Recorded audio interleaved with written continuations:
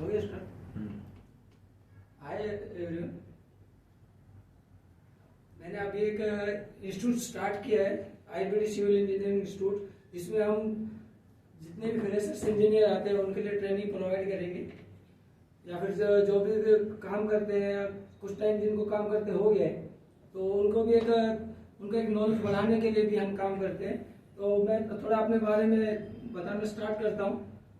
पहले मैंने company registration किया हुआ है आईबीडी ग्रुप के नाम से, जो कंस्ट्रक्शन का कंपनी है, जो डेवलपर काम करते हैं हम लोग।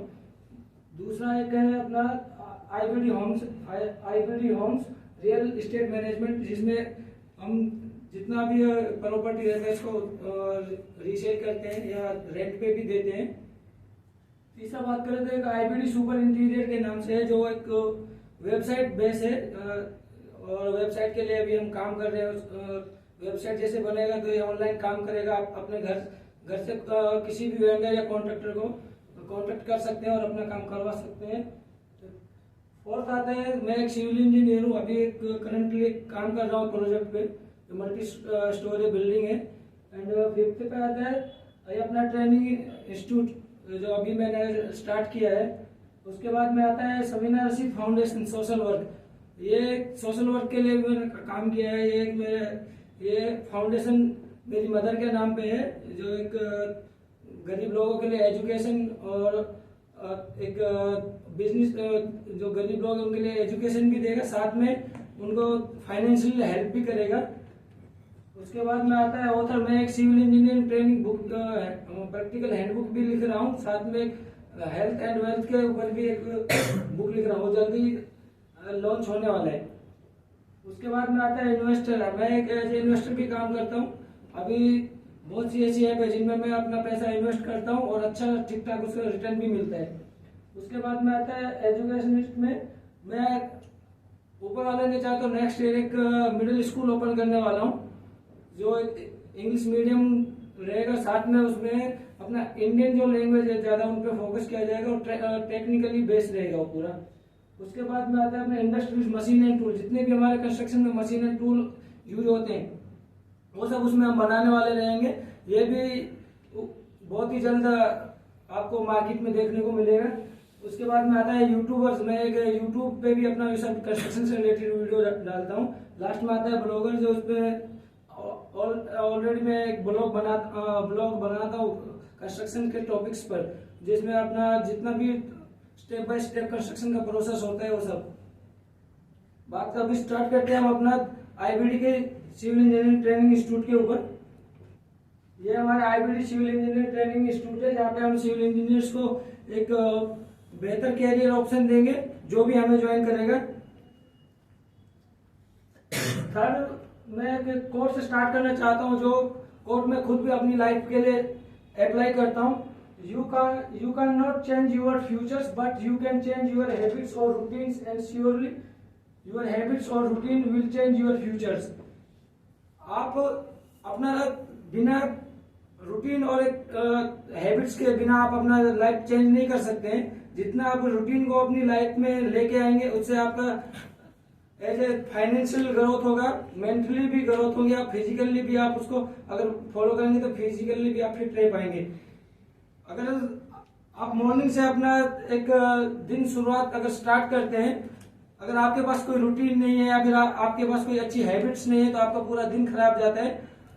उसमें आप कुछ अच्छी हैबिट्स ऐड कर सकते हैं, और वो हैबिट्स को डेवलप करने के लिए हमें सबसे पहले रूटीन फॉलो करना पड़ता है। अगर हम रूटीन से चलेंगे तो ऑटोमेटिक हमारी हैबिट डेवलप होगी। हैबिट डेवलप होने के बाद हमारा सेल्फ ग्रोथ होना तय है।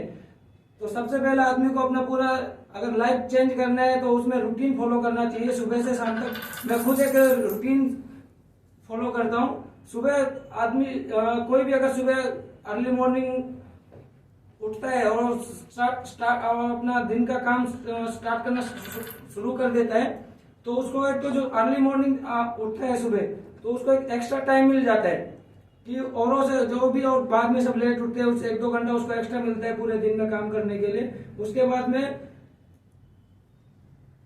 जो भी अपना एक रूटीन जिसने भी सेट किया है, और रूटीन के हिसाब से अपना पूरा दिन अगर वो स्पेंड करता है, तो जाते जाते शाम को टाइम उसको एक अलग सा कॉन्फिडेंस फील होता है कि हाँ उसने एक अच्छा कुछ काम किया जब पूरे दिन, और उसने एक रूटीन के साथ और अपना अच्छा कॉन्फिडेंस के साथ अपना काम कंप्लीट किया है।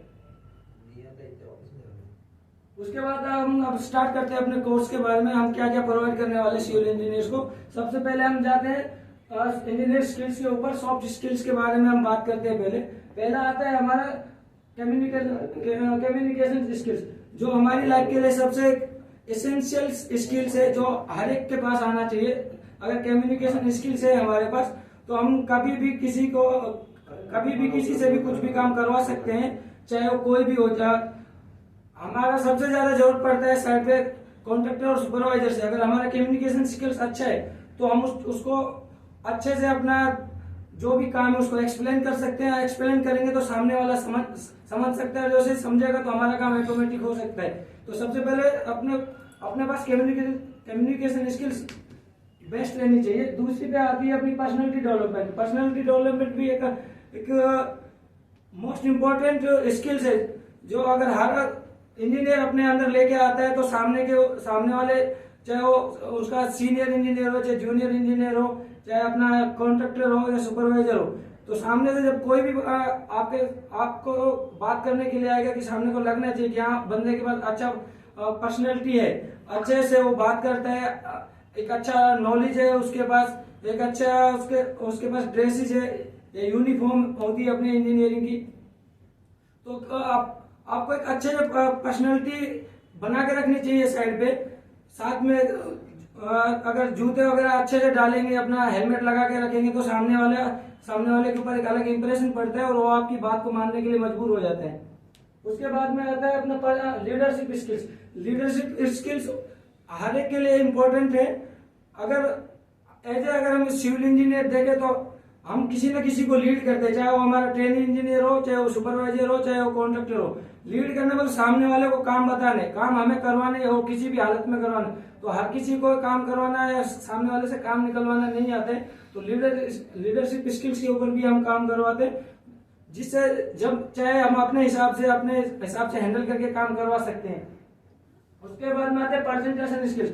अगर आपके पास कुछ भी है, चाहे आपके पास कितना भी नॉलेज है, लेकिन आपको वो नॉलेज प्रेजेंट करना नहीं आता है किसी को भी, आपने जूनियर को भी वो नॉलेज अगर आप प्रेजेंट नहीं कर सकते तो मतलब नहीं है कुछ आपके पास, जो कितना भी चाहे नॉलेज है। तो हमारे पास एक प्रेजेंटेशन स्किल्स भी बहुत जरूरी है, अगर आती है तो बहुत अच्छी चीज है वो। उसके बाद में आते हैं कोऑर्डिनेशन स्किल्स। एज इंजीनियर जब हम साइड पे काम करते हैं तो कोऑर्डिनेशन की हमें सबसे अहम जरूरत पड़ती है। चाहे वो हम कॉन्ट्रैक्टर से करते हैं तो कोऑर्डिनेशन का जरूरत पड़ता है, वेंडर से करते हैं, जब अपने पास मटेरियल हम मंगवाते हैं तो उनसे भी कोऑर्डिनेशन का जरूरत पड़ता है। सेकंड थिंग, अगर हमें मैनेजमेंट से बात करना है, मैनेजमेंट में अगर अपना प्रोजेक्ट कोऑर्डिनेटर है उनसे भी बात करना है तो भी कोऑर्डिनेशन की जरूरत पड़ती है। तो एक अच्छे से कोऑर्डिनेशन करना चाहिए कि हम कैसे अपने सीनियर से कोऑर्डिनेशन कर पाए, वो भी हम इस ट्रेनिंग पीरियड में आप लोगों को सिखाएंगे। एंड लास्ट आता है negotiation skills. Negotiation skills depend करते हैं, जब भी हम सामने वाले से कुछ माल मटेरियल कभी भी खरीद रहे, केवल हमें अर्जेंसी में जाना पड़ता है मटेरियल के लिए। मोस्ट ऑफ चांस तो हमारा कंपनी सब हमें प्रोवाइड करते हैं, लेकिन जब भी अगर अर्जेंट में हमें कहीं पे जाना पड़ता है, हार्डवेयर की शॉप पे जाना पड़ता है या फिर कहीं दूसरी जगह, तो नेगोशिएशन स्किल्स वहां पे हमारी काम आती है। केवल के मार्केट के रेट से ज्यादा हमें कोई भी वेंडर रेट बता देता है, तो अगर हमारे पास नेगोशिएशन स्किल्स है तो मार्केट के रेट के हिसाब से हम वहां पे अपना प्रॉफिट कर सकते हैं और एक अच्छे रेट पे हम अपना मटेरियल लेके आ सकते हैं। उसके बाद में आते हैं हम अपना हार्ड स्किल्स के बाद। हार्ड स्किल्स जो इंजीनियर का एक बेस होता है, जो हर एक किसी भी इंजीनियर को आना चाहिए। विदाउट हार्ड स्किल्स के इंजीनियर अधूरा होता है। तो स्टार्ट करता हूँ IAS course and PWD norms से। तो IAS कोर्स और PWD नॉर्म्स हर एक के पास आने चाहिए। हमें एकदम शुरुआत से बताता है कि कौन सा काम कैसे करना है, कब करना है, या उसका स्टेप्स क्या है। ये हमें एक बहुत ही अर्जेंट कोर्स है जो हमें आने ही चाहिए। दूसरा था प्लानिंग एंड ड्राइंग रीडिंग। तो पहले हम प्लानिंग की बात करते हैं। कोई भी काम अगर हमारा छोटा से छोटा ही क्यों ना हो, प्लानिंग के साथ होना चाहिए। अगर हम पहले से हम प्लान करेंगे तो उसकी हर एक स्टेप के बारे में पता रहेगा कि इसमें क्या मटेरियल कब लगने वाला है, कितना लगने वाला है। उसके साथ में ये ड्राइंग रीडिंग, हर एक इंजीनियर के लिए जरूरी है कि उसको ड्राइंग रीड करना आना चाहिए। अगर उसको ड्राइंग रीड ही करना नहीं आता है तो काम को नहीं करवा सकते, चाहे वो अपना स्ट्रक्चरल इंजीनियर स्ट्रक्चर का काम हो, आरसीसी का काम हो, चाहे वो अपना आर्किटेक्ट का काम हो, चाहे एमईपी का हो, तो ड्राइंग तो हमारे लिए एसेंशियल है। सबसे पहले हमें ड्राइंग रीड भी करना आना चाहिए। सेकंड बात है हमारा यूनिट कन्वर्जन एंड मेजरमेंट। तो यूनिट कन्वर्जन हमें एक इस हिसाब से सीखना है कि अब कोई भी अगर हम काम करते हैं तो एक यूनिट को में डिफरेंट मेजरमेंट करना पड़ता है डिफरेंट यूनिट में। अगर समझो हमें कोई काम करना है एमएम में और वो दिया हुआ है हमें सेंटीमीटर में, तो हमें कन्वर्ट आना चाहिए। कई बार क्या होता है हमें एमएम में समझो आ जाता है या मीटर में अपने को आता है, लेकिन विंडो वाला अगर काम करने आता है या फिर बाथरूम में कोई टाइल्स का काम करने आता है तो वो सेंटीमीटर में काम करता है, इंचीज में काम करता है। तो हमें यूनिट कन्वर्जन सबसे पहले आना चाहिए। उसके बाद में अपना बीबीएस और क्वांटिटी सर्वेइंग आता है। बीबीएस हमारा आरसीसी में सबसे एकदम बेस्ट इंपॉर्टेंट है बीबीएस। जिसको बीबीएस नहीं आता है वो आरसीसी का कुछ भी काम कर ही नहीं सकता। अगर बीबीएस नहीं है उसके पास तो हमारा ना स्टील का एस्टिमेट लगा पाएगा कितना कहाँ पे लग रहा है, उसको कटिंग लेंथ नहीं दे पाएगा। तो बीबीएस सबसे पहले जरूरी है हर एक काम के लिए। साथ में आता है क्वांटिटी सर्वेइंग में अपना जितना भी बिल्डिंग मटेरियल हमें यूज करते हैं, जितना भी बिल्डिंग मटेरियल यूज करते हैं हम अपने बिल्डिंग्स के लिए, जो भी हमें यूज आता है तो उसमें कितना कौन सा मटेरियल यूज में आता है या वो अपने पास सबसे पहले होना चाहिए। सबसे पहले अगर हम बात करें आरसीसी में सबसे पहले अपने पास कंक्रीट आता है, तो कौन से स्ट्रक्चर के कंपोनेंट के लिए कितना एम3 लगेगा, उसमें कितना सीमेंट जाएगा, कितना उसमें खड़ी जाएगा या फिर रिवर सैंड जाता है, कितना उसमें स्टील जाता है, तो वो सब निकालना आना चाहिए। ऐसे बात करते हैं हम ब्रिक मेजनरी का में, ब्रिक मेजनरी या ब्रिक ब्लॉक मेजनरी वर्क में, उसमें कितना ब्लॉक जाएगा या फिर कितना ईंट जाता है, उसमें कितना केमिकल लगता है, वो सब अपने पास उस सब का क्वांटिटी रहना चाहिए और निकालना भी आना चाहिए। साथ में हम टाइल्स का भी बात करते हैं कितना स्क्वायर फीट में कितना टाइल आना चाहिए, या फिर बात करते हैं हम अपना पेंटिंग का कितने स्क्वायर फीट में कितना पेंटिंग आ रहा है हमारा, वो सब पता रहना चाहिए। या फिर जितना हम बाथरूम में भी काम करते हैं, इलेक्ट्रिक में भी काम करते हैं कि इलेक्ट्रिक का अगर बोले तो हम कितना एक फ्लोर में कितना हमारा पाइप जा रहा है, कितना सरफेक्स बॉक्स जा रहा है, कितना बैंड जा रहा है। प्लम्बिंग में बात करें तो कितना हमारा टी जा रहा है, कहाँ पे कौन सा ब्रास टी आने वाला है या नॉर्मल टी आने वाला है, या उसमें कितना अपने पास पीपीआर, दो टाइप का पाइप यूज करते हैं, तो पीपीआर यूज करते हैं या फिर हम अपना यूपीवीसी यूज करते हैं। तो पीपीआर को अगर हम क्वांटिटी में निकालते हैं तो कितना पर रनिंग फीट वो कितना आ रहा है। तो क्वांटिटी सर्वे हमारे लिए बहुत इंपॉर्टेंट है, तो वो सबको निकालना आना चाहिए, तो वो भी हमें सब सिखाएंगे आपको। दूसरा आता है एस्टिमेशन एंड प्रोजेक्ट बजट। तो कोई भी प्रोजेक्ट स्टार्ट करने से पहले या कोई भी काम आप स्टार्ट करते हो तो सबसे पहले एस्टिमेट बनाते हैं हम कि हमारे कोई भी क्लाइंट है कि उसका बजट कितना है, तो बजट निकलेगा एस्टिमेट से। एस्टिमेट अगर हम बात करेंगे तो समझो कोई भी एक छोटा प्रोजेक्ट लेते हैं, उसमें कितना टोटल ओवरऑल में कितना मटेरियल लग रहा है, कितना लेबर लग रहा है, उसमें कितना उसमें हमारा टूल्स एंड इक्विपमेंट आ रहे हैं, तो वो सब हम एस्टिमेट में निकालते हैं फाउंडेशन से टॉप तक। उसके बाद में आता है बिलिंग एंड कॉन्ट्रैक्टिंग। अगर सब काम हमें कराना आता है तो लास्ट में हमारा जब भी बिल बनता है तो वो बिलिंग में आता है। वो बिलिंग हमें आना चाहिए कि कितना हमने रेट दिया है और कितना हमको मिल रहा है, उसमें हमें प्रॉफिट हो रहा है कि नहीं हो रहा है। तो कॉन्ट्रैक्टिंग में ये सब काम आता है। अपना कॉन्ट्रैक्टर अगर समझो आप एज ए कॉन्ट्रैक्टर काम कर रहे हैं, तो आप फील्ड में जाते हैं, आपको कोई काम दे रहे हैं, आप कॉन्ट्रैक्टर बन रहे हो, तो आपको एक स्किल्स है कॉन्ट्रैक्टिंग का भी कि कई बार क्या होता है आप प्रोजेक्ट तो ले लेते हो पर उसमें लॉस उठा जाते हो कि आपको उसका पता नहीं उसमें कितना हमें प्रॉफिट ऐड करना है या फिर कितने टाइम में हमें कंप्लीट करना है। तो एक सब कॉन्ट्रैक्टिंग में आता है। एस्टिमेट जब रहेगा आपके पास तो चांसेस होते हैं कि लॉस आपको बहुत कम होगा। उसके बाद में आता है इन्वेंट्री मैनेजमेंट। जब भी हमारा कंस्ट्रक्शन का कोई भी प्रोजेक्ट स्टार्ट होता है तो विद मटेरियल के साथ चालू होता है, तो जब मटेरियल अपने साइड पे आता है तो उसको मैनेज करना बहुत मुश्किल रहता है। तो इन्वेंट्री मैनेजमेंट भी हम आप लोगों को सिखाते हैं कि कितना मटेरियल हमारा आ रहा है, कितना यूज हो रहा है, कितना उसमें हमारा वेस्ट जा रहा है, वो सब एक अपडेट रहना चाहिए अपने को। कहाँ पे कौन कितना मटेरियल यूज कर रहा है, कम कर रहा है या ज्यादा कर रहा है, या फिर कितना टाइम में हमें कितना मटेरियल हमें मंगाना है। तो ये अपने इन्वेंट्री मैनेजमेंट से अपने को पता लगता है कि हाँ आज मेरा 100 बैग यूज हुआ है, तो आगे आज मैं कितना बैग और यूज करने वाला हूँ, कितना आगे टाइम है। तो अगर हमारे पास इन्वेंट्री मैनेजमेंट रहेगा तो हम अंदाजा लगा सकते हैं कि अगर अभी हमारा 100 बैग यूज हुआ है तो अगले टाइम में हम कितना यूज कर सकते हैं। तो इन्वेंट्री मैनेजमेंट से हम वो सब पता लगा सकते हैं। अगर जिसको इन्वेंट्री मैनेजमेंट नहीं आता है वो बहुत टाइम लगाता है अपना कोई भी मटेरियल ऑर्डर करने में या फिर मंगाने में, उनसे कोई अपडेट मांगता है तो दे नहीं पाता है, या फिर कोई अगर उनसे अपडेट लेता भी है तो फिर डायरेक्ट स्टोर रूम जाएंगे, स्टोर रूम में फिर चेक करेंगे तो उससे अपडेट लेने में टाइम लगेगा, तो सीनियर मैनेजमेंट को गुस्सा आता है और वो अपने ऊपर चिल्लाते हैं। फिर उसके बाद में आता है सेफ्टी प्रिकॉशन। तो साइड पे हमारा सबसे एक मेन जो इम्पोर्टेंट चीज है वो सेफ्टी भी है। तो सबसे पहले हमारी खुद की सेफ्टी होनी चाहिए। उसमें क्या हम हेलमेट टाइम पे अपना वेयर कर रहे हैं, पहन रहे हैं कि नहीं पहन रहे, जैकेट हमारे पास है कि नहीं, आई ग्लासेस है कि नहीं हमारे पास, मोस्ट इंपोर्टेंट हमारे पास शूज है कि नहीं। तो जब भी हम अपने काम पे साइड पे राउंड पे जाते हैं तो सब हमारे पास सेफ्टी इक्विपमेंट्स होना चाहिए, वो एक बहुत एसेंशियल है, उससे अपना एकदम बॉडी सेफ रहता है, तो वो भी आना चाहिए अपने। और उसके बाद में आता है description of material and test. कोई भी हम जब मटेरियल ऑर्डर करते हैं तो मटेरियल ऑर्डर करने के टाइम पे हमें यही पता नहीं रहता कि मटेरियल का डिस्क्रिप्शन क्या है, उसका क्लासिफिकेशन क्या है, इसको क्या क्या इसका नाम है, क्या इसका डायमेंशन आता है, कितना इसका सब थिकनेस लेंथ विड्थ कितना आता है, तो वो सब नहीं पता रहता है। इसको क्वालिटी क्या है, प्रोडक्ट नाम नेम क्या है, कौन सी कंपनी का है वो अच्छा है, तो वो सब पता रहना चाहिए। साथ में मटेरियल का टेस्ट भी करना आना चाहिए आपको।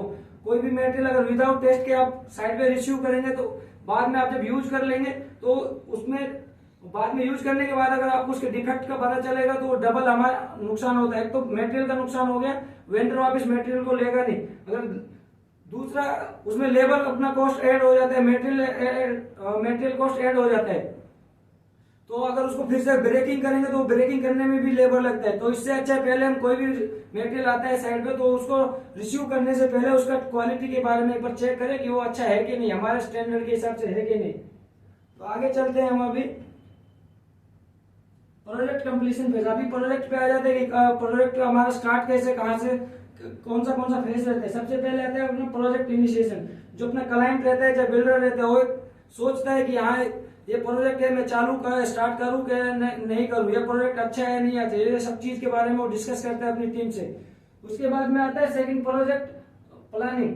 तो जब बिल्डर अपना सब इधर उधर से सब जितना भी टीम है उससे सजेशन ले लेता है, तो उसके बाद में वो काम के बारे में प्लानिंग का स्टार्ट कर देता है कि किससे क्या कौन सा काम करवाना है, कि मुझे आरसीसी वाला कॉन्ट्रैक्टर किधर से मिले, कहाँ से चाहिए, या फिर आरसीसी वाला जो हमारा स्ट्रक्चरल डिजाइनर आता है वो कौन सा सिलेक्ट करना है, या फिर अपना आर्किटेक्चर वाला आता है वो कहाँ से सिलेक्ट करना है। तो तीसरा फेज आता है फिर एग्जीक्यूशन का। एग्जीक्यूशन में जितना भी सब जब काम हो जाता है तो जितना ड्राइंग है सब कंप्लीट हो जाता है, उसके बाद में बिल्डर या फिर कॉन्ट्रैक्टर हमें वो ड्राइंग प्रोवाइड करता है, उसके हिसाब से फिर हम अपना काम स्टार्ट करते हैं, जो भी उसका स्कोप है, जो काम का उसने डिस्क्रिप्शंस दिया है। तो उसके बाद में आता है प्रोजेक्ट मॉनिटरिंग एंड कंट्रोलिंग। जितना भी काम हमारा साइड पे चल रहा है वो अच्छे से मॉनिटर हो रहा है नहीं हो रहा है, कंट्रोलिंग या जितना भी काम है कंट्रोल हो रहा है नहीं हो रहा है, ये फोर्थ पॉइंट में आता है। लास्ट आता है प्रोजेक्ट क्लोजिंग।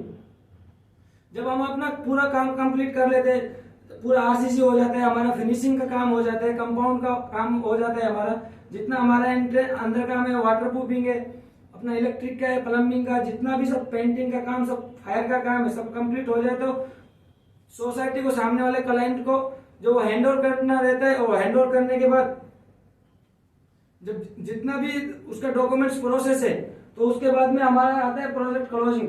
तो जितना जिस बेस पे हमने उससे एक प्रॉमिस किया या कमिटमेंट किया, वो जब पूरा हम कंप्लीट कर देते हैं तो उसके बाद में हम अपना प्रोजेक्ट क्लोज कर सकते हैं। उसके बाद सामने वाले को हैंड ओवर करके वो प्रोजेक्ट हैंड ओवर करके निकल सकते हैं। अभी हम स्टार्ट करते हैं building completion process step by step. जो हमने अभी तक ये थर्ड पॉइंट देखा था प्रोजेक्ट एग्जीक्यूशन, इसमें मेनली इंजीनियर काम करता है और इंजीनियर का यही काम रहता है कि वो अपना साइड को एग्जीक्यूट किस हिसाब से करेगा, तो उसके सब स्टेप आना चाहिए। सबसे पहले अगर हम बात करें, जब भी कोई नया प्रोजेक्ट डेवलप होता है या फिर कोई भी रीडेवलपमेंट जो प्रोजेक्ट आता है तो उसमें सबसे पहले बैरिकेड्स करना चाहिए, जितना साइड में पत्रा वगैरह फिक्स करना चाहिए हमें, वो सब सेफ्टी के लिए। उसके बाद में आता है अगर अंदर कोई ओल्ड स्ट्रक्चर है तो उसको डेमोलिश करेंगे, अगर ओल्ड स्ट्रक्चर उसमें नहीं है तो उसका पूरा जितना है सब क्लीनिंग करेंगे। क्लीनिंग के बाद उसका एक ऑटो लेवल से पूरा लेवलिंग निकालेंगे, कहाँ पे हमें बैकफिल करना है या फिर कहाँ पे हमें स्लोप देना है, नेचुरल स्लोप है अपना लैंड में, तो सब लेवलिंग में आ जाता है। उसके बाद में फिर जितना भी हमारा वो प्लॉट के आसपास इलेक्ट्रिक का कोई कनेक्शन है या फिर अपना वाटर का कोई पाइपलाइन जा रहा है, वो सब कट करना रहता है। तो उसके बाद में जब हो जाता है तो अपने लिए साइट ऑफिस जरूरी है, वॉचमैन का केबिन जरूरी है, सिक्योरिटी गार्ड इंपॉर्टेंट रहता है साइट की सिक्योरिटी के लिए। उसके बाद स्टोर रूम अपने लिए बहुत इंपॉर्टेंट रहता है, जितना भी हमारा मटेरियल है उनको एक अच्छे से रखना आना चाहिए, नहीं तो क्या मटेरियल अपना वेस्ट हो जाता है, तो वेस्ट का जो क्वांटिटी वो ज्यादा बढ़ जाता है प्रोडक्ट में, प्रोडक्ट का कॉस्ट भी फिर बढ़ जाता है। उसके बाद में आता है बिल्डिंग लेआउट और कॉलम सेंट्रल लाइन। जो भी हमें डिमार्केशन प्लान मिलता है साइड पे, तो उसके हिसाब से हमें अपना काम करवाना है। तो सबसे पहले हम अपना जो भी कॉलम का जो पोजीशन है, बिल्डिंग का जो लेआउट है, वो अपना लैंड के ऊपर, एक्चुअल लैंड के ऊपर हम लेके आते हैं प्रॉपर स्केल के हिसाब से। उसके बाद में अगर हमारा कुछ जो आज अभी नई टेक्नोलॉजी आ रही है, अंडरग्राउंड आता है, बेसमेंट आता है, या फिर अपना कोई कार पार्किंग का पिट आता है, तो उसके लिए हमें डीप एक्सकवेशन करना पड़ता है। और डीप एक्सकवेट करने के लिए साइड का जो लैंड स्लाइडिंग ना हो, जो हमारा या फिर कोई बाजू में कोई और अलग दूसरा बिल्डिंग है उसको कुछ नुकसान ना हो, तो हमें साइड में शोर पाइल करना पड़ता है। तो शोर पाइल करने के बाद में उसके ऊपर कैपिंग बीम भी रखना है, कास्ट करना पड़ता है, वो सब एक इंजीनियर को आना चाहिए। दूसरा उसके बाद में आता है हमारा एक्सकवेशन का काम। जब भी हमारा जो शोर पाइल का काम है, अगर वो खत्म हो जाता है, तो उसके बाद में हम जब लगता है कि अब हमारा एक जो भी हम एक्सकवेशन करेंगे वो स्टेबल रहेगा, वो फेलियर नहीं होगा, तो हम अपना एक्सकवेशन का काम कर सकते हैं। और एक्सकवेशन जितना भी हमें अपना ड्राइंग के हिसाब से चाहिए, अगर हमको 6 मीटर जाना है तो हम 6 मीटर अपना एक लेवल फिक्स करने के बाद 6 मीटर डाउन जा सकते हैं। उसके बाद में एक्सकवेशन जब हो जाता है, एक्सकवेशन के टाइम के बाद फिर हमें पीसीसी करना पड़ता है, जो एक लेवल एक बेस प्रोवाइड करता है हमारे फाउंडेशन के लिए। पीसीसी के बाद फाउंडेशन आता है। फाउंडेशन जब आता है तो अपना मार्किंग जो हमारा ऊपर जो लेआउट करते हैं उसको शिफ्ट करते हैं पीसीसी के टॉप पे। तो पीसीसी का जब टॉप के ऊपर जब अपना जितना भी मार्किंग रहता है, जितना पोजीशन रहता है कॉलम का, वो शिफ्ट करने के बाद में हम वहां पे अपना ये फॉर्मवर्क स्टार्ट करते हैं। तो फॉर्मवर्क के बाद अपना स्टील का बीबीएस के हिसाब से स्टील कटिंग करते हैं, बेंडिंग करते हैं, फाउंडेशन को एक अच्छा स्ट्रेंथ देने के लिए। अच्छा एक बीबीएस आता है तो एक अच्छा स्ट्रेंथ प्रोवाइड कर सकते हैं फाउंडेशन के लिए। उसके बाद में लास्ट उसका रहता है कास्टिंग। तो कंक्रीट के बारे में सबसे पहले पता रहना चाहिए कि उसमें कंक्रीट का प्रोडक्शन कैसे हो रहा है, प्रोडक्शन अच्छा हो रहा है कि नहीं हो रहा है, उसमें जितना एडमिक्सर डालना है वो हम डाल पा रहे हैं कि नहीं पा रहे हैं। तो वो सब कंक्रीट कास्टिंग के टाइम पे आप वो मिक्सिंग के टाइम पे सब ध्यान देना रहता है। फिर जो कास्टिंग करते हैं, जो प्लेसिंग करते हैं, वो टाइम पे हम वाइब्रेटर का यूज कर रहे हैं या नहीं कर रहे हैं, या फिर वो कवर पूरा प्रोवाइड आ रहा है कि नहीं आ रहा है, फुटिंग को सब देखना रहता है उसमें। तो उसके बाद में फिर कॉलम बीम एंड स्लैब आता है। फुटिंग के बाद कंटिन्यू हमारा कॉलम आता है, कॉलम के बाद अपना प्लिंथ बीम आता है, फिर से कंटिन्यू अपना कॉलम आता है, बीम आता है, स्लैब आता है। तो ये कंटिन्यू चलता है अपना ओवरहेड टैंक स्लैब तक।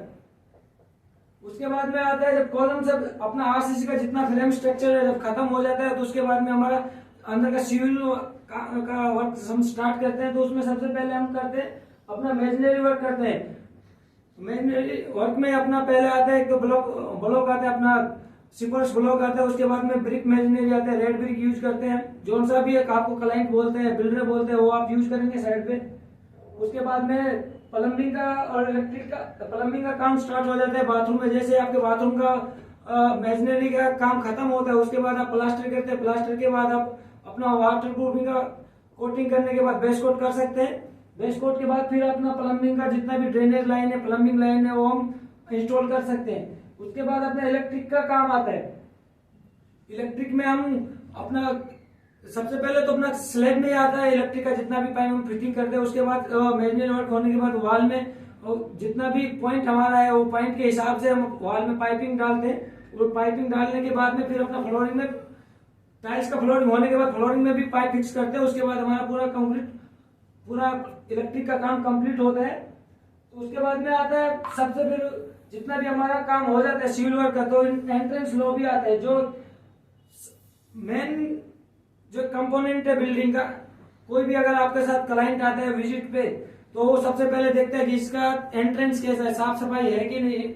लॉबी सबसे पहले मेन रखते हैं। लॉबी सबसे एक अच्छी तरीके से डिजाइन करना आना चाहिए अपने को, उसका जितना भी काम है वो बहुत ही फिनिशिंग के साथ होना चाहिए। उसके बाद में सैंपल फ्लैट आता है। सैंपल फ्लैट हमारा बिल्डिंग कंप्लीट होने से पहले बन जाना चाहिए। अगर वो बनेगा तो जो भी क्लाइंट आएगा उसके ऊपर एक अलग अच्छा इंप्रेशन पड़ता है कि हाँ बिल्डिंग अच्छा है। अगर सैंपल फ्लैट इसका अच्छा है तो बिल्डिंग भी अच्छा ही बनने वाला है, तो एक इंटरेस्ट आता है क्लाइंट को भी, हाँ इसके ये बिल्डिंग में हम अपना फ्लैट ले सकते हैं। उसके बाद में आता है हमारा लिफ्ट एंड लिफ्ट लॉबी। तो जितना भी हमारा सब क्लाइंट आता है लिफ्ट से विजिट करता है, लिफ्ट हमारा एक एसेंशियल चीज है अप एंड डाउन के लिए। तो लिफ्ट हमारा रेडी रहना चाहिए, एटलीस्ट कम से कम एक लिफ्ट चालू रहना चाहिए। जो भी अपना क्लाइंट आता है वो लिफ्ट से ऊपर नीचे आ सकता है, उसको तकलीफ ना हो। अगर उसको जितना हम कंफर्टनेस प्रोवाइड करेंगे उतना ही क्लाइंट अपने ऊपर एक विश्वास करेगा। और उसको विश्वास अगर उसको अपनी कंपनी या हमारे ऊपर हो जाता है तो बहुत ज्यादा चांसेस बन जाते हैं कि वो हमारे साथ डील कर सकता है। लिफ्ट में अगर लिफ्ट का भी हम बात करें तो पूरा लिफ्ट का सबसे पहले एक स्ट्रक्चर बनता है। जब अपना आरसीसी का काम होता है तो वो स्ट्रक्चर जो बनता है वो एकदम डायमेंशन, जितना उसको डायमेंशन है, अगर 1.9 मीटर है तो 1.9 मीटर रहना चाहिए। कि अगर नीचे से अगर सेम पूरा डायमेंशन अगर टॉप तक जाता है तो जितना भी उसका पूरा एक डक्ट है अपना लिफ्ट का, शाफ्ट है लिफ्ट का, तो सेम डायमेंशन मिलेगा। तो ऊपर से जब भी हमारा लिफ्ट का काम करने वाले लिफ्ट का कोई भी एजेंसी हमें काम करने के लिए जब भी हमारी साइड पे आएगा तो उसको बहुत मिनिमम जितना भी अपना आरसीसी का वर्क हुआ है उसको बहुत ही कम वो चिपिंग करेगा। अगर वो हम कॉलम में या फिर लाइन में नहीं रखेंगे तो बाद में बहुत चिप करता है, और बाद में अगर चिप करेगा तो उससे अपना स्ट्रक्चर का जो लाइफ स्पेन है वो कम होता है। तो ध्यान रखना चाहिए जब भी हमारा lift shaft mostly lift shaft जब बनता है तो उसका सब डायमेंशन इंटरनली कम से कम पूरा चेक करना चाहिए कि वो पूरा है कि नहीं, जो जितना हमें सामने वाली एजेंसी को प्रोवाइड करना है उतना आ रहा है कि नहीं आ रहा है। उसके बाद में अपना पैरापेट वॉल आता है। बिल्डिंग जब कंप्लीट हो जाता है, जब टॉप रूफ स्लैब खत्म होता है तो पैरापेट वॉल आता है।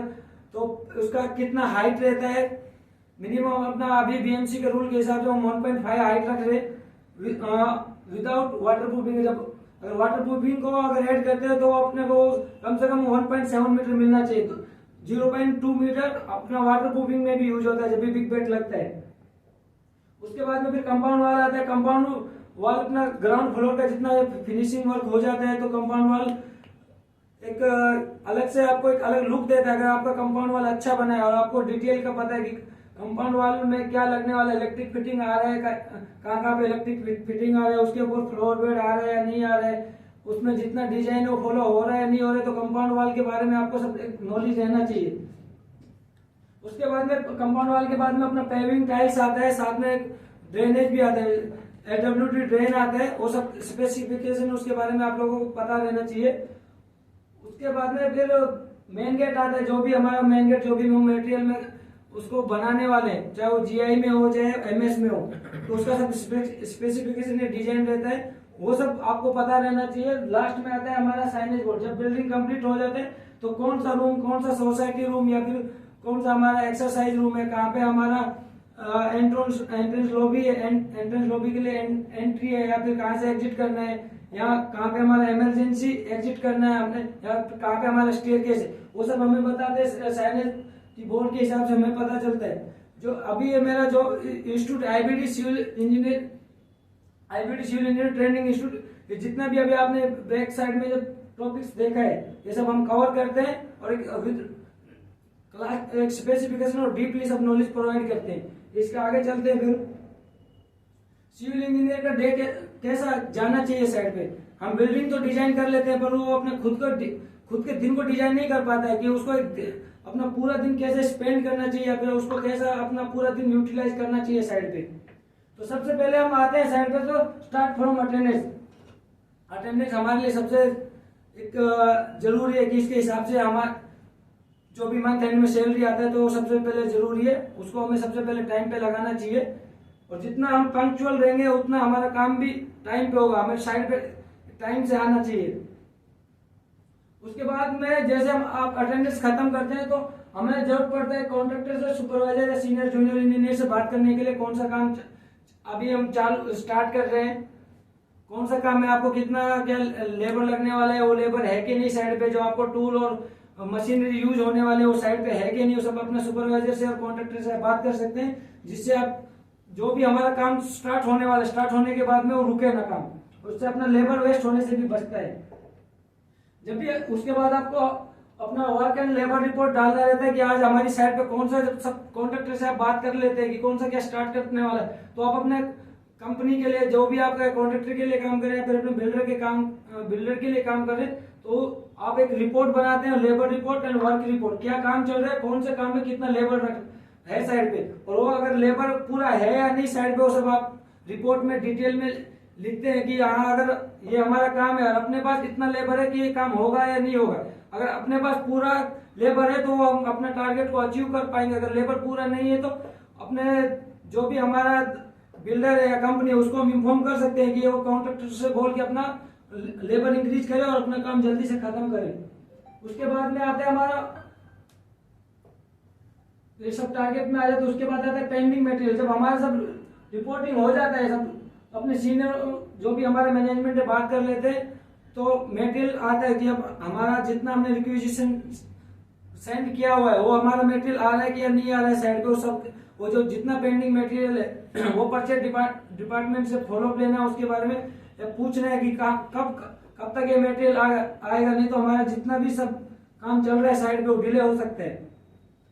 उसके बाद में आता है कि भाई आपने रिपोर्टिंग कर दिया, आपने सब जितना लेबर रिपोर्ट था वो कर दिया, अपना जितना मीटिंग था खत्म कर लिया, मटेरियल के बारे में फॉलोअप ले लिया, तो हम भी एक इंजीनियर भी एक इंसान है, उसको थोड़ा रेस्ट की जरूरत है। अगर उसको चाय पीना है और टी पीना है वो चाय पी सकते हैं, या फिर कहीं पर अगर उसको बात करना है तो बात भी कर सकते हैं, रेस्ट लेना चाहे तो रेस्ट भी कर सकते हैं अपना। कुछ आजकल बहुत इंजीनियर ऐसे भी है जिनको आजकल रील बहुत पसंद है, वो रील्स भी बहुत जने जो देखते हैं, मतलब उसमें अपना रेस्ट के टाइम में कुछ भी कर सकते हैं। उसके बाद में आता है new skills learning and reading. एक हमारे 11 के बाद में जैसे 12 का टाइम होता है, 12 से 1 के बीच में हम मोस्टली फ्री हो जाते हैं सब काम से, तो वो टाइम में हमें अपना जो भी एक क्वालिटी टाइम है वो इधर उधर नहीं स्पेंड करना चाहिए। वो भी हम सब आपको एक डिटेल में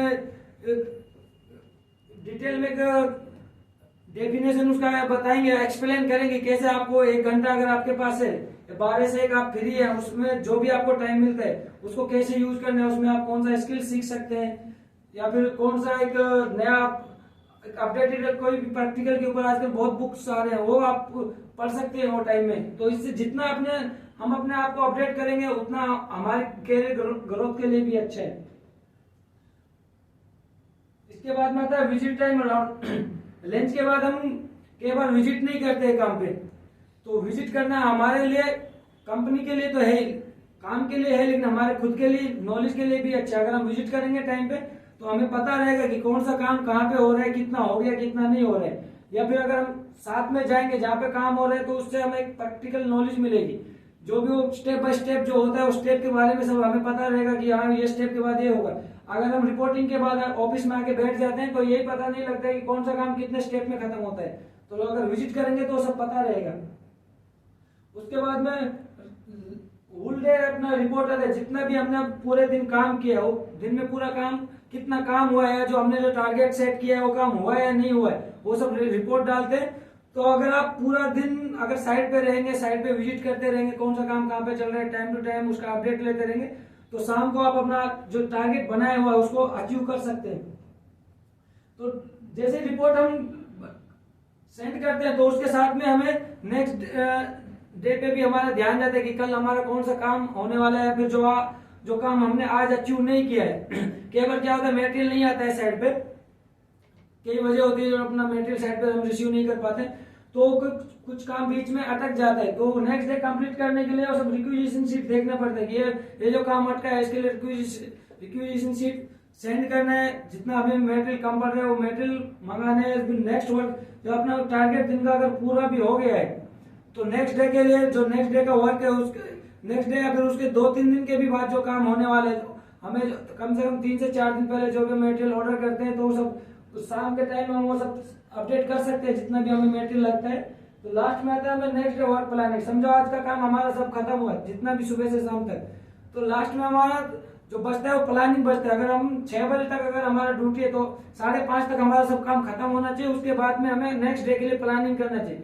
कि नेक्स्ट डे हमारा कौन सा काम होगा, उस काम के लिए कितना लेबर हमें लगेगा या फिर कितना इक्विपमेंट्स लगने वाले, वो सब कॉन्ट्रैक्टर से या फिर हमारे जो सीनियर मैनेजमेंट है उनसे बात करके हम वो सोल्व कर सकते हैं एक दिन पहले। जो हम सेम डे करने वाले हैं वो एक दिन पहले करेंगे तो उससे हमारा जो भी डिले होता है वो डिले नहीं होगा और अपना काम बहुत जल्दी खत्म हो जाएगा, टारगेट पे अपना प्रोजेक्ट खत्म हो सकता है।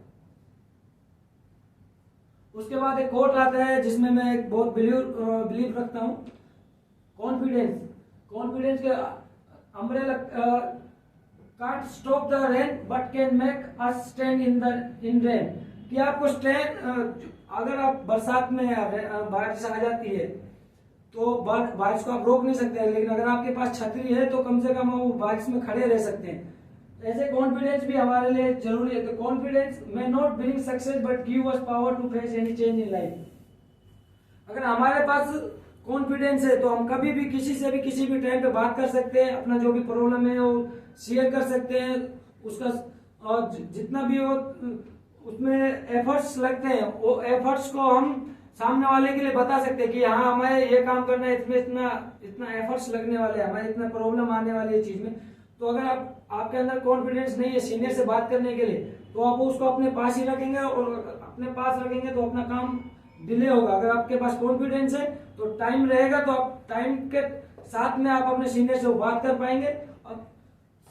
और जैसे आप सामने वाले सीनियर से भी बात करते हैं तो कॉन्फिडेंस क्या है, केवल अपने को लगता है कि सामने वाला की हमें कुछ बोल सकते हैं या सुना सकते हैं, अगर आपके पास कॉन्फिडेंस नहीं है। लेकिन सामने वाला भी वर्किंग पर्सन है, उसको भी इतना समझ में आता है कि भाई इस साइड पे काम चल रहा है तो कभी ठीक भी हो जाता है, लेकिन केवल कॉन्फिडेंस डाउन हो जाता है जब गलत हो जाता है कि अब इसको हम बताएं कैसे सामने वाले। तो उतना कॉन्फिडेंस रहना चाहिए कि हमारा जो गलत है, जो भी हमारा काम गलती भी अगर हमसे हुई है तो उसको भी हम सामने शेयर कर सके।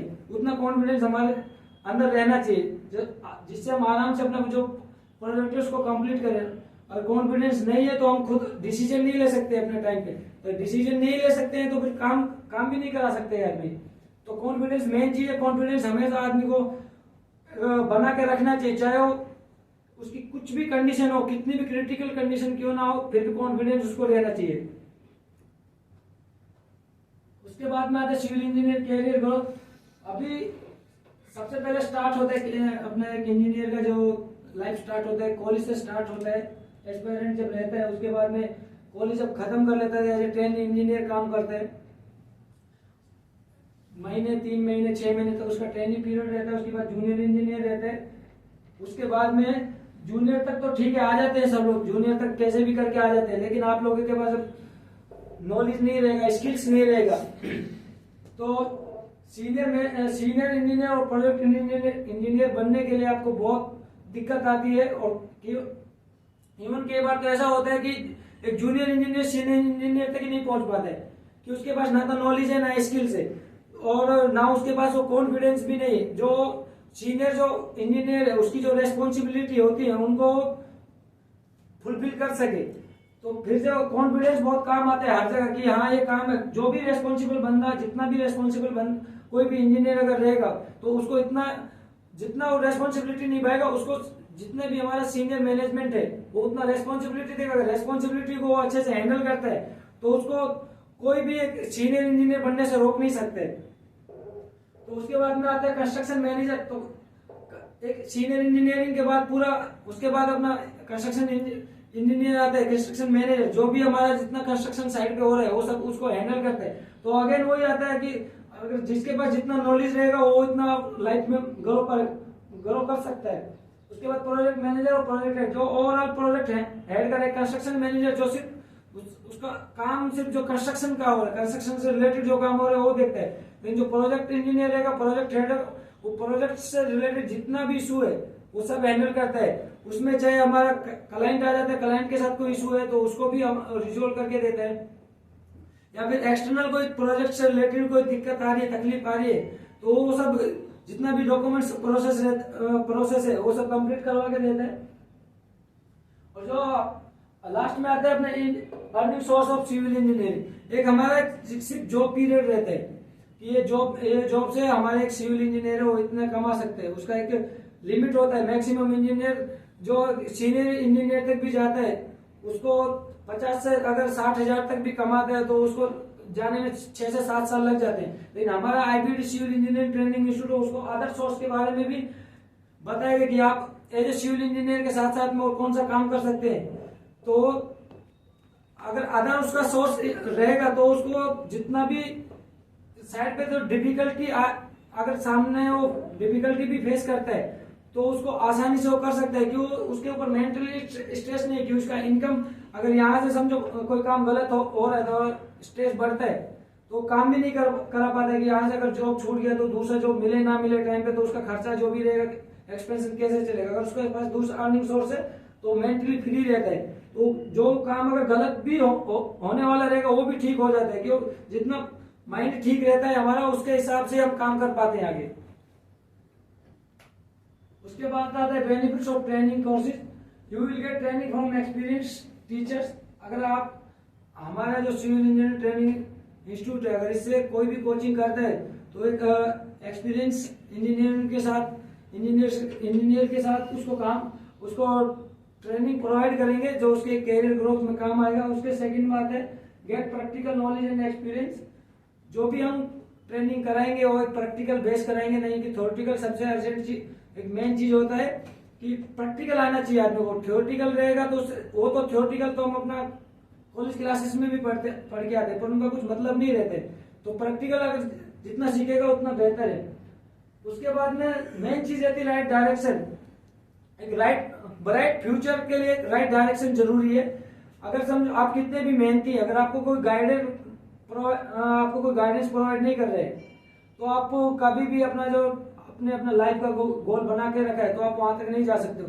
तो हमेशा हमारा एक मेंटर हमारे पास होना चाहिए जो हमें टाइम टू टाइम गाइड कर सके कि जिस रास्ते पे हम चल रहे हैं, जो हमने अपना गोल बनाया है कि वहां पे हम एक अच्छा तरीके से जा पा रहे हैं या नहीं पा रहे हैं। एक बार डाइवर्ट हो जाता है आदमी। अगर आपके पास मेंटर है, कोई अच्छा गाइडर है तो आप बहुत जल्दी अपने गोल पे पहुंच सकते हो। उसके बाद आता है save your time and achieve your goal earliest. अभी मैंने आपको ये बताया था कि लास्ट स्टेप में कि इंजीनियर का ग्रोथ, अगर हमारे पास एक अच्छा इंजीनियर का है, अपना मेंटर का है, कोई भी हमारे पास गाइडर है, उसका अगर एक्सपीरियंस हमारे लिए काम आता है तो वो अगर हमें गाइड करता है तो जो हम 6 से 7 साल में जो हम एक सीनियर इंजीनियर या फिर एक प्रोजेक्ट मैनेजर बनते हैं वो हम 3 साल में भी बन सकते हैं अगर आपको कोई अच्छे से गाइड करने वाला रहेगा। तो वो भी हम प्रोवाइड करेंगे कि जल्द से जल्द आप कितना जल्दी आप अपना जो भी गोल है वो अचीव कर सकते हैं। साथ में you can earn more from different source of income.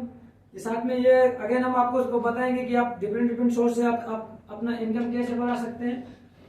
और साथ में गेट मोर अपॉर्चुनिटी कि जितना अगर बंदे के पास स्किल्स रहेगा, अगर आप कोई ट्रेनिंग कर रहे हैं, अगर ट्रेनिंग करेगा स्किल्स सीख रहा है तो उसके पास एक ज्यादा एक फील्ड में जाने का एक नया एक ऑप्शन आ जाता है, एक अपॉर्चुनिटी क्रिएट हो जाती है कि यहाँ अगर ठीक है वो एज ए सिविल इंजीनियर अगर काम नहीं कर पाए तो एज ए बिल्डिंग इंजीनियर काम कर सकते हैं, एज ए इंटीरियर में वो काम कर सकते हैं, एमईपी इंजीनियर में काम कर सकते हैं, डिजाइनिंग में काम कर सकते हैं। तो अगर कोई भी इंजीनियर अगर ट्रेनिंग प्रोवाइड कर सकता है, कहीं से भी करे वो ट्रेनिंग, अगर ट्रेनिंग प्रोवाइड करता है तो अपने जितना भी उसने गोल बनाया है वो जल्द से जल्द उनको अचीव कर सकते हैं।